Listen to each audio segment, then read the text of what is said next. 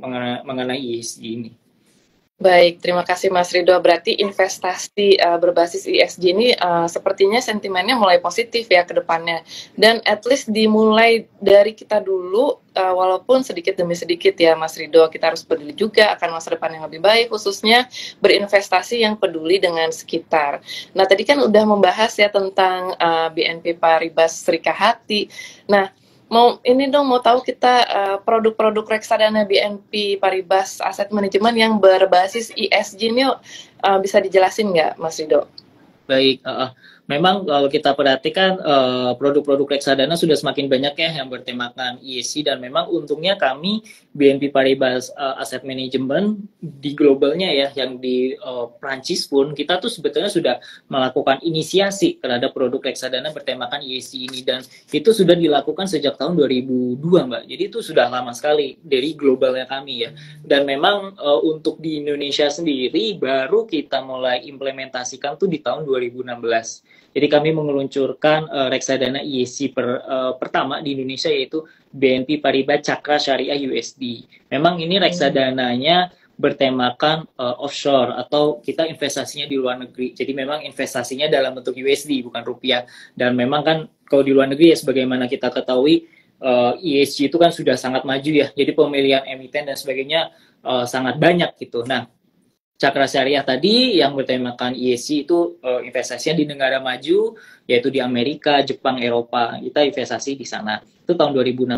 Kemudian di tahun 2018 baru nih kita menerbitkan untuk yang meng-cater demand dalam negeri untuk yang di Indonesia, yaitu BNP Paribas Serikahati. Itu kita terbitkan atau kita luncurkan di 2018. Dan reksadana BNP Paribas Serikahati ini itu reksadana indeks ya teman-teman. Nanti akan saya bahas lebih lanjut mungkin mengenai reksadana BNP Paribas Serikahati ini. Tapi ini adalah reksadana indeks yang dikelola secara pasif ya. Jadi kita betul-betul pemilihan sahamnya, bobotnya itu kita mirroring atau betul-betul mimicking itu bahasa Indonesia meniru plek-plekan terhadap indeksnya, karena memang reksadana indeks itu tujuannya bukan mengalahkan indeksnya, tapi kita bertujuan pergerakannya itu sama, makanya disebut reksadana indeks atau yang dikelola secara pasif, itu maksudnya.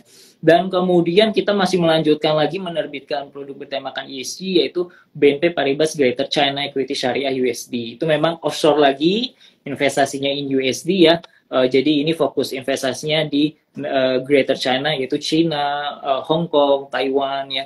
Itu kita sebut Greater China, dan itu ESG juga di sana bisa diterapkan. Dan kemudian yang terakhir, produk yang keempat ya, yang baru banget kita launching tuh di Maret 2023, yaitu BNP Paribas Indonesia ESG Equity. Nah, ini rupiah untuk mengcater kebutuhan dalam negeri juga ya, investasi dalam negeri. Ini reksadana saham dan dikelola secara aktif. Kalau yang Serikahati tadi kan dikelola secara pasif, Indonesia Equity ini dikelola secara aktif. Jadi kita tujuannya adalah mengalahkan benchmark kita. Benchmarknya adalah IDX ESG Leader. Jadi kita artinya kita juga sudah melakukan action Mbak Tia, dari sejak dulu ya, semenjak kita tema-tema ESG ini masih sangat asing mungkin di zaman itu ya, sampai sekarang kita sudah mulai sering mendengar, kita sudah mulai duluan gitu. Jadi memang kita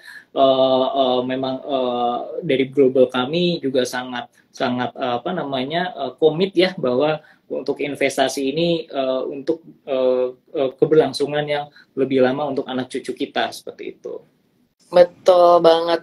Nah, kalau begitu boleh dong Mas dijelasin ya secara brief mengenai BNP Paribas Serikahati tadi nih Mas, untuk teman-teman yang sedang Betul. Untuk teman-teman breeders ya, mungkin yang mulai mau mencoba ya investasi produk reksadana yang bertemakan ESG di Bright, itu kita sudah ada ya BNP Paribas Serikahati. Teman-teman juga mulai bisa subscribe di situ. Yang mungkin teman-teman ingin ketahui, apa ini ya Serikahati, BNP Paribas Serikahati ini apa? Jadi Serikahati ini SRI-nya itu adalah Sustainable Responsible Investing. Ya, kehatinya itu Yayasan Keanekaragaman Hayati. Jadi investasinya intinya sustainable ya, lebih untuk jangka panjang dan bertanggung jawab, dan yayasannya tuh ada yang menerapkan atau memberikan filternya, yaitu keanekaragaman hayati. Nah, indeks ini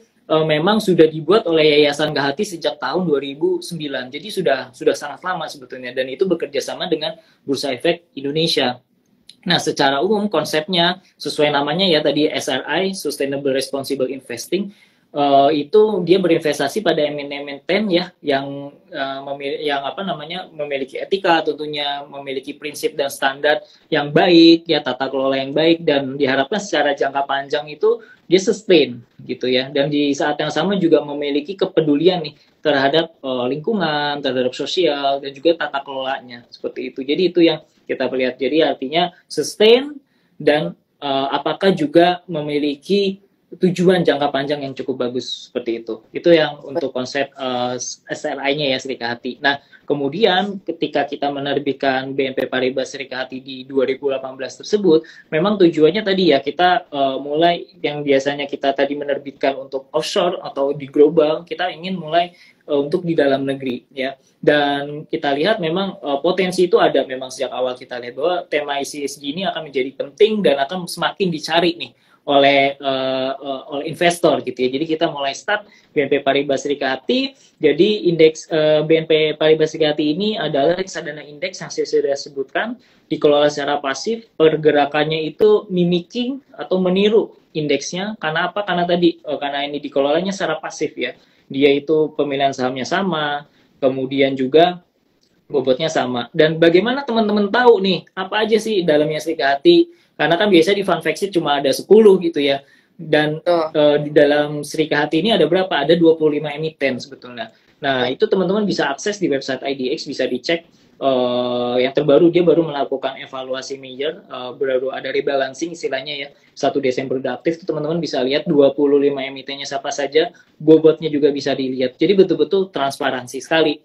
Nah, 25 emiten yang dipilih ini selain tadi ya sudah lolos dari aspek-aspek bertemakan ESG tadi, dia juga secara immaterialnya ya, itu kapitalisasi pasarnya itu harus lebih dari 1 triliun, kemudian likuiditasnya juga harus bagus nih, free float-nya harus di atas 10% gitu. Jadi artinya likuiditasnya baik ya, dan juga profitabilitasnya juga harus positif ya, seperti itu. Jadi aspek keuangannya dilihat, aspek likuiditasnya dilihat, kemudian kapitalisasi pasarnya juga dilihat, Mbak. Jadi gitu. Jadi artinya bukan berarti ketika ESG ini diterapkan maka kita tutup mata nih terhadap perusahaan-perusahaan yang mungkin bagus gitu ya, tapi karena nggak ESG langsung kita enggak. Jadi betul-betul kita betul-betul perlu lihat semua ya ESG-nya, aspeknya tadi, kemudian kapitalisasi kita lihat, likuiditasnya kita lihat, dan profitabilitasnya juga kita lihat. Jadi kita juga nggak sembarangan masuk ke Serikahati tadi.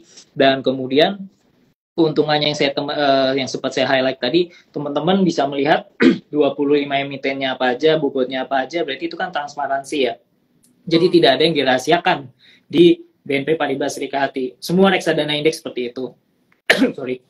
Dan kemudian dari setelah transparansi, teman-teman juga bisa memonitor kinerjanya secara real time gitu. Ibaratnya teman-teman kayak tinggal googling IHSG gitu, itu kan bisa kelihatan ya pergerakannya hariannya seperti apa. Serikahati juga teman-teman bisa lihat secara real time. Jadi teman-teman yang mungkin senang lihat chart-chart gitu ya, mungkin teman-teman kan bisa mainin apa tren segala macam itu bisa, walaupun kita tidak mensugestikan ke sana, tapi mungkin kan teman-teman ada yang memang senangnya begitu ya, lihat chart, apakah trennya lagi naik, apakah trennya lagi turun, tuh bisa dilihat. Karena apa? Karena tadi reksadana indeks enaknya karena dia mimicking, dia pergerakannya pasti kurang lebih mirip, Mbak. Kalau misalnya reksadana aktif kan, teman-teman main chart susah ya, kayak tergantung gitu, dalamannya di luar 10 ini perform atau enggak, karena dia nggak tahu kan. Gitu. Betul. Jadi ini yang membedakan reksadana indeks dengan reksadana aktif, yang dikelola secara aktif. Kemudian kelebihannya lain, teman-teman udah nggak usah pusing-pusing lagi ya, ini saham isi atau enggak, karena yang masuk Serikahati tentu itu sudah melakukan berbagai filter untuk masuk ke dalamnya, jadi bisa dibilang sudah aman. Dan kemudian yang terakhir, ketika teman-teman invest di BNP Paribas Serikahati itu ada kontribusi secara real nih, jadi kita ada sebagian keuntungannya memang untuk dibagikan kepada masyarakat ya, dengan melakukan berbagai program gitu ya. Jadi itu diharapkan memberikan manfaat nih terhadap penerimanya tadi ya, baik itu untuk sekitarnya dan untuk komunitas yang ada di situ. Jadi seperti itu Mbak Tia ya, mengenai ESG. Semoga teman-teman breeders semakin paham nih mengenai ESG. Baik, terima kasih Mas Rido atas penjelasan yang komprehensif. Nah, selanjutnya kita akan bahas, nanti kita akan bahas ya, apa namanya, Q&A. Kita akan bahas pertanyaan-pertanyaan dari teman-teman semua, tapi mau ngebahas dulu nih terkait pertanyaan tadi yang terakhir ya, tentang berinvestasi reksadana yang berbasis ESG, which is tadi namanya investasi reksadana Srikahati BNP Asset Management. Nah, kita mau ngingetin nih untuk berinvestasi. Kalau misalkan teman-teman mau pesan reksadana Srikahati ini bisa dipesan melalui Bright Easy, aplikasi Bright Easy. Nah, Mas Rido, kita baru aja kemarin launching aplikasi Bright Easy ini, aplikasi mudah untuk yang baru memulai berinvestasi di pasar modal. Mungkin bisa saya tunjukkan sebentar ya. Jadi namanya Bright Easy nih, kelihatan nggak, Mas Rido? Kelihatan. Kekinian ya, Mbak ya? Apa? Kekinian ya? Kekinian dong. Jadi ini adalah mode add-on pada aplikasi Bright yang lebih mudah digunakan.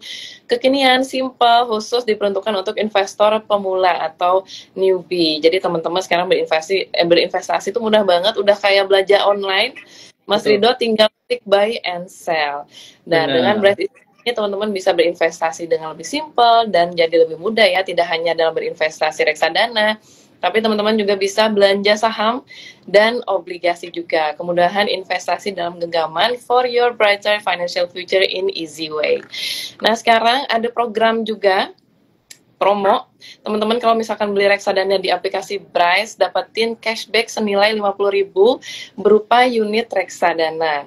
Nah, untuk yang BNP Paribas itu dapatkan cashback senilai 50.000 ya berupa unit penyertaan reksadana BNP Paribas Rupiah Plus. Minimum investasi 2 juta pada produk reksadana apapun kecuali reksadana BNP Paribas Rupiah Plus dan tidak berlaku kelipatan. Nah, berlaku untuk 100 orang pemenang yang membeli reksadana di aplikasi Bright pada periode 4 sampai tanggal 15 Desember 2023 dan memiliki unit selama periode program rewards ya, yaitu 16 Desember sampai 10 Februari 2024. Baik, Mas Rido, kita akan selanjutnya ke Q&A ya. Tadi ada yang bertanya nih, saya akan bacakan dulu. Selain inflasi dan suku bunga, apa saja nih yang menjadi tantangan tim BNP Paribas, baik domestik maupun global, dalam mengelola portofolio baik dari obligasi maupun saham? Dari Ticker Trick. Silahkan, Mas Rido. Baik, ya. Memang kalau kita perhatikan, isu yang masih menjadi main sentimen kan dua ini ya, inflasi dan suku bunga, tepatnya di Amerika ya teman-teman ya. Jadi Amerika ini kan menjadi central of ekonomi ya untuk dunia, dan kebijakan yang diambil oleh bank sentralnya tentu berpengaruh nih terhadap seluruh dunia, terutama pasar modal. Kenapa? Karena secara analoginya Amerika itu kan negara dengan size ekonomi terbesar di dunia, nomor 1 ya, seperti itu. Dan bisa dibilang dolar itu kan dalam transaksi internasional lebih dari 60 bahkan 70%-nya itu kan masih digunakan ya. Cadangan devisa juga masih banyak yang menggunakan dolar. Jadi kita sudah paham gitu seberapa perkasanya Amerika dan dolarnya ini. Ya, maka dari itu ketika Amerika itu menentukan suku bunga tentu akan berpengaruh nih ke semuanya. Karena apa? Karena bisa dibayangkan teman-teman, misalnya nanti teman-teman itu investasi ya, punya dana gitu, dan teman-teman dihadapkan dua pilihan. Yang satu safe haven, artinya secara risiko kecil banget dan dia nawarin, let's say ya, ini hanya contoh 5%. Kemudian teman-teman ada pilihan lain di B gitu ya, yang mana ini lebih risky gitu, dan dia nawarin kira-kira deposito rate-nya tuh sekitar 6% gitu, dan dia agak riskier gitu loh, dia agak lebih berisiko. Kan teman-teman tentu pilihnya yang lebih lebih safe ya, safe haven tadi, yaitu yang 5% tadi, dan bisa dibilang antara bedanya 5 dan 6 mungkin kecil sekali gitu, dan tentu teman-teman akan lebih memilih ke sana. Nah, kurang lebih secara analoginya seperti itu. Makanya kenapa sangat berpengaruh sekali nih teman-teman kebijakan suku bunga The Fed tadi, karena dia ketika melakukan penyesuaian suku bunga itu akan berpengaruh terhadap bonds yang dia keluarkan, yang diisuin ya pemerintahnya Amerika gitu. Ketika menerbitkan bonds pasti kuponnya akan tinggi. Kapan lagi gitu kan punya kupon tinggi di negara yang sangat-sangat aman, bisa dibilang seperti itu, yang bisa dibilang untuk resiko gagal bayarnya itu kecil, karena kalau dia gagal bayar tentu ini berakibat catastrophic effect nih ke seluruh dunia. Kemudian yang kedua, tentu deposito rate juga akan semakin tinggi di sana. Tadi saya bilang ya teman-teman, dihadapkan pilihan nih di sini di Indonesia, teman-teman tahu lah deposito rate USD berapa, di luar negeri berapa, jauh ya. Dan makanya pemerintah betul-betul menerbitkan instrumen ABCD yang untuk berusaha menahan dolar biar nggak keluar terus-terusan gitu, karena kita dihadapkan resiko itu. Nah, sekarang pertanyaannya, selain tadi inflasi dan suku bunga itu apa? Karena tadi suku bunga itu tujuannya kan untuk nahan inflasinya Amerika biar nggak tinggi terus ya, supaya lebih bisa terjaga bahkan ke target 2%. Sekarang kan masih di kisaran 3%. Jadi dia pengen ke 2%. Nah, sekarang apa nih resiko yang lain yang diperhatikan? Tentunya risiko geopolitik ya, Mbak Tia ya. Karena geopolitik ini sangat berpengaruh pada akhirnya terhadap harga-harga. Harga apa saja? Harga minyak ya, harga bahan pangan, yang mana itu menjadi komoditas. Dan ketika harga komoditas ini naik, tentu kan akan membuat biaya impor lebih mahal, ya kan? Biaya impor lebih mahal, inflasi akan meningkat, dan akhirnya pada ujung-ujung berpengaruh ke suku bunga gitu. Suku bunga itu kan biasa kan dilawankan dengan di bondsnya berapa peluangnya, kinerjanya atau yield, target yieldnya, kemudian di pengaruhnya terhadap emiten, perusahaan-perusahaan, revenue-nya seperti apa, itu kan akan begitu ya, jadi saling nyambung. Nah, jadi risiko geopolitik itu menjadi tantangan juga nih, yang semakin kesini kayaknya semakin kuat ya, baik itu isu-isu yang ya kita sering dengar lah ya, yang saat ini yang sedang terjadi, dan itu yang mungkin yang menjadi salah satu aspek yang kita lihat sih Mbak ya, geopolitik. Lalu apa namanya itu ya, paling dia nanya apa saja tantangan, iya gitu. Sekarang saat ini memang main sentimennya adalah inflasi dan suku bunga di Amerika, kemudian yang ketiga adalah resiko geopolitik ya, karena itu akan berpengaruh ke yang lain. Sementara sentimen itu di dalam negeri, kalau Mbak Tia lihat juga sebenarnya kita cukup oke ya, dan yang memang yang mungkin masih menjadi PR itu kan dari dalam negeri kita adalah mengenai konsumsi ya, tingkat konsumsi kita kan kayaknya semakin tertekan akibat harga bahan pangan ya, baik itu beras, cabai itu kan lagi tinggi-tingginya ya, sehingga kelihatannya daya belanja masyarakat untuk hal lain selain bahan pokok jadi agak berkurang. Makanya inflasi kita trennya mengecil gitu, walaupun yang kemarin terakhir lagi naik juga gara-gara bahan pokok, tapi ini kan khawatir kalau semakin tidak dijaga volatile food atau bahan-bahan pangan ini, khawatir akan semakin memakan daya beli masyarakat untuk belanja hal lain selain bahan pangan. Mungkin itu teman-teman. Jadi tantangannya untuk dalam negeri sih kita lihat itu ya, bagaimana nih pemerintah bisa memberikan belanja stimulus yang mungkin cukup baik, kemudian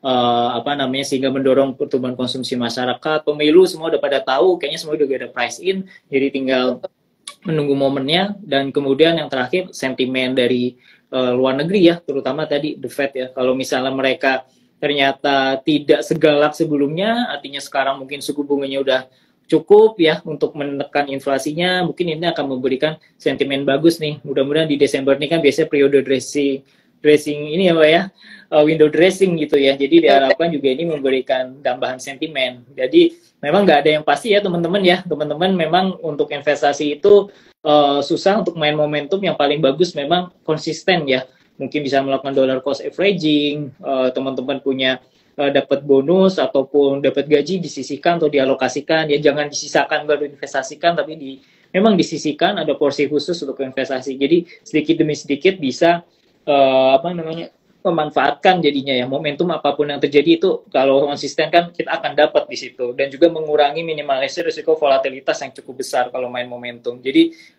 reksadana bisa dibilang pilihan yang cukup tepat ya teman-teman. Dengan kalau di Brax berapa Mbak minimum investasi? Minimum investasi, maksudnya beli reksadananya atau? Ya, betul, benar, beli reksadananya, betul. Oh, di sini begitu terjangkau ya. Seharga segelas kopi kok, Mas. Ini, Mas. Iya, nggak kayak beli satu lot lah Mbak ya. Kalau satu lot kan bisa jutaan ya. Betul. Iya, Sekarang kalau misalkan beli satu lot juga banyak yang ngurau loh, Mas Rido. Udah Sekarang mulai ya? berinvestasi udah begitu mudah deh teman-teman kalau misalkan ini ya untuk mikirin masa Nabung ya, Mbak? depan. Iya, benar, Baik, benar. Mas Rido, terima kasih loh sudah ngobrol-ngobrol sama kita dan tadi jawabannya begitu komprehensif karena waktu yang terbatas. Terima kasih Mas Rido sudah Sama-sama, ngobrol-ngobrol dengan Mbak Tia. kita yang pastinya ilmunya sangat bermanfaat. Terima kasih Breeders Insan Brilliance juga yang sudah hadir pada acara sore hari ini, yang sudah bertanya juga. Mas Rido, mungkin silahkan ada closing statement untuk teman-teman Breeders yang sedang mendengarkan. Baik, teman-teman, untuk berinvestasikan yang mengutamakan tema ESG bukan berarti bahwa teman-teman harus memaksakan bahwa semua portfolio harus dipindahkan, tetapi teman-teman bisa mulai dari yang kecil dulu ya, sehingga diharapkan teman-teman dengan memulai yang kecil dulu, teman-teman akan tumbuh kesadaran untuk mempelajari dan juga mulai mempraktekkan, sehingga nantinya teman-teman juga secara bertahap akan beralih dari yang non ESG ke ESG dan juga akan memaksa semua stakeholder mengarah ke ESG. Mungkin itu yang bisa saya sampaikan, dan teman-teman jangan lupa untuk terus ya konsisten dalam berinvestasi, karena dengan teman-teman konsisten berinvestasi, nabung, ini akan baik untuk teman-teman dalam masa depannya. Mudah-mudahan teman-teman diberi kemudahan dan kelancaran ya, dan semoga tujuan investasinya juga tercapai di kedepannya. Amin. Baik, terima kasih Mas Rido.